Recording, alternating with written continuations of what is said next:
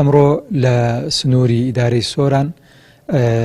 نووسینگەی سۆران و باوکاری خێرخوازان هەستان بە دابەشکردنی 250 سەبەتەی خۆراک لە حەریر و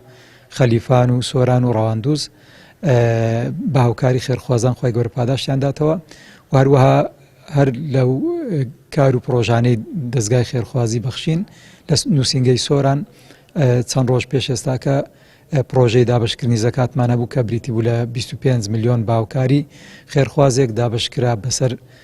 100 خانەوادەی هەژار و کەم دەرامەت و بێباوک خی گەورە پاداشتی خێرخوازان بداتەوە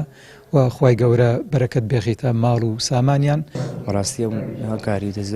دەستگای بەخشین کارێکی چاک و پیرۆزە لە مانگەی پیرۆزەداکەوە هەر دەستێ بە یارمەتیدانی هەژاران و نەداران کە لەم بارودۆخە سەختەی داراییەداکەوە خۆتە زانیم هۆی قەچەندی قەیرانەوە خەڵکی ماژدۆ ئەکەوە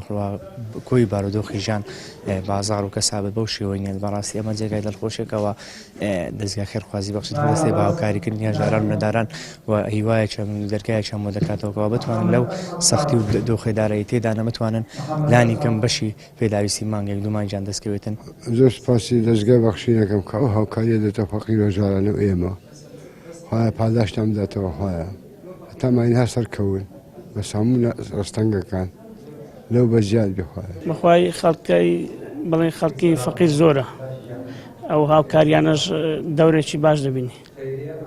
وا خێریان بنووسی نمونەیان زیاد کە ئینشەڵڵا